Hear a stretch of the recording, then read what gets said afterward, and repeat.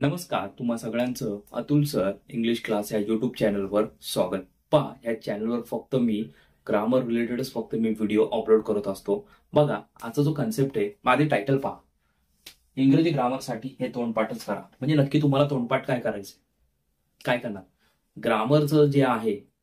या आधीच्या सेशनमध्ये मी तुम्हाला ह्या 8 शब्दांचा अभ्यास करा, म्हणजे टू बी ची रूप आणि करते यांचं मी तुम्हाला सांगड घालून दिली. राईट, तो जर व्हिडिओ पाहिला नसेल तर तुम्हाला त्याची लिंक डिस्क्रिप्शन बॉक्समध्ये भेटेल आणि वरती आय बटन मध्ये पण भेटून जाईल, पाहून घ्या.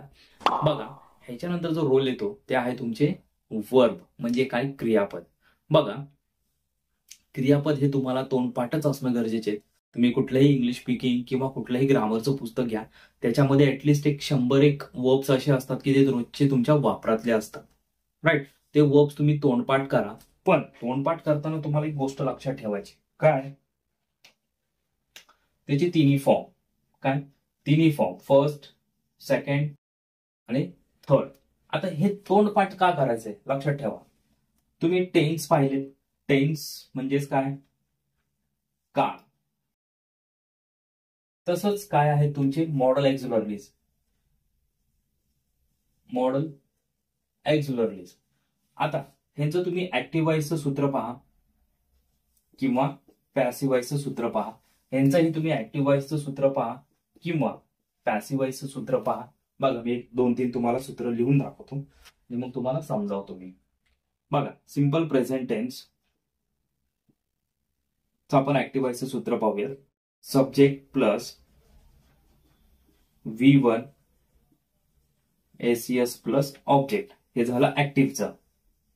आता पॅसिव्हचं पाहू. सुरुवातीला ऑब्जेक्ट, नंतर काय आहे, एम इज आर, नंतर आहे V3,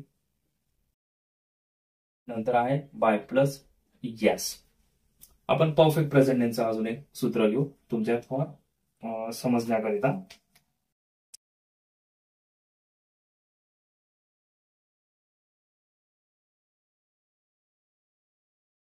सब्जेक्ट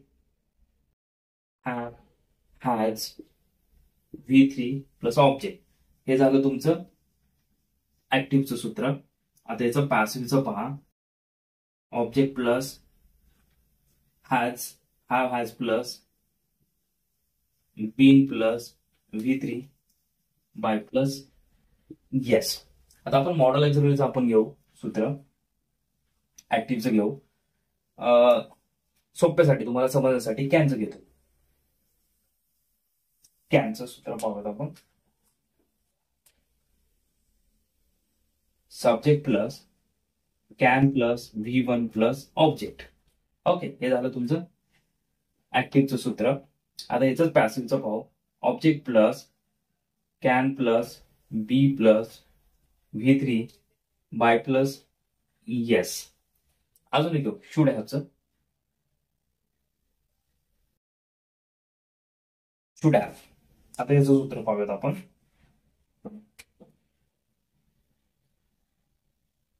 सब्जेक्ट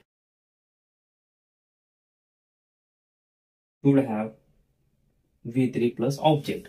आता याचं आपण पॅसिव्हचं सूत्र पाहू. हे आहे तुमचं ऍक्टिव्ह. आता याचं पॅसिव्हचं पहा. Object plus should have plus been plus V3 plus by plus yes. हे झालं याचं पॅसिव्हचं सूत्र. बघा, आता हे जे मी सूत्र दिलेत, ह्या सूत्रांमध्ये तुम्ही कॉमन गोष्ट पाहिली का, कुठली आहे, V1 V3. बघा, ऍक्टिव्ह मध्ये V1 झालंय आणि पॅसिव्ह मध्ये काय आले, V3 आले. तसंच परफेक्ट प्रेझेंट टेन्स मध्ये ऍक्टिव्ह मध्ये V3, सेम तसंच पॅसिव्ह मध्ये पण V3. तुम्ही सिंपल पास्ट टेन्स जरी घेतलं, वर्बचं सेकंड फॉर्म येतं आणि पॅसिव्ह व्हॉइस मध्ये V3 येतं. राईट, तुम्ही जसं काळ असेल तसं ऍक्टिव्ह व्हॉइस मध्ये टेन्स मध्ये काळानुसार तुमचे वर्ब चेंज होतात. पण पॅसिव्ह व्हॉइस मध्ये सगळीकडे वर्बचं थर्ड फॉर्मच येतं. काय, पॅसिव्ह व्हॉइस मध्ये सगळीकडे वर्बचं थर्ड फॉर्मच येतं. मग भले ते तुमचे टेन्स असतील की मॉडल एक्झुलरलीज असतील. आता इथं बघा, सब्जेक्ट नंतर काय तुम्हाला कॅन, नंतर वर्बचं फर्स्ट फॉर्म. पण इथं कॅन नंतर बी झाले आणि नंतर काय V3 आले. आता ह्याच्यामध्ये बघा शुड हॅव नंतर V3 नंतर इथं शुड हॅव बीन V3. आलं लक्षात. पण ह्याच्यामध्ये पण मॉडेल ऑक्झिलरी मध्ये काहींच्या ठिकाणी काहींच्या पुढं तुम्हाला वर्बचं फर्स्ट फॉर्म घ्यायचं आणि काहींच्या पुढे तुम्हाला वर्बचं जसं की बघा थर्ड फॉर्म घ्यायचं. ह्याच्यामध्ये कुठंच सेकंड फॉर्म युज होत नाही. फक्त जे महत्वाचं आहे ते सिंपल पास्ट टेन्स मध्येच वर्बचं सेकंड फॉर्म युज होतं. त्याच्यामुळे तुम्हाला वर्बचं first form, second form, third form हे तुम्हाला तोंडपाठच केलं पाहिजे. त्याशिवाय तुमचं ग्रामरचं कुठलाच कन्सेप्ट क्लिअर होणार नाही. कारण की ही जी सूत्र आहेत ही सूत्र तुम्हाला पाठ करायचे टेन्सेसची आणि मॉडेल ऑक्झिलरीची, राईट. जेणेकरून तुम्हाला ग्रामर सोडवताना ह्यांचा उपयोग 100% तुम्हाला होणार आहे, राईट. कारण कसं आहे, सूत्र जर माहिती असेल तर तुम्ही वाक्यरचना सोडवू शकाल. काही ठिकाणी तुम्हाला सराव करून करून करून तुमच्या लक्षात येऊन जाईल की बाबा आता पुढे काय आपल्याला म्हणजे चेंजेस काय करायचे, राईट.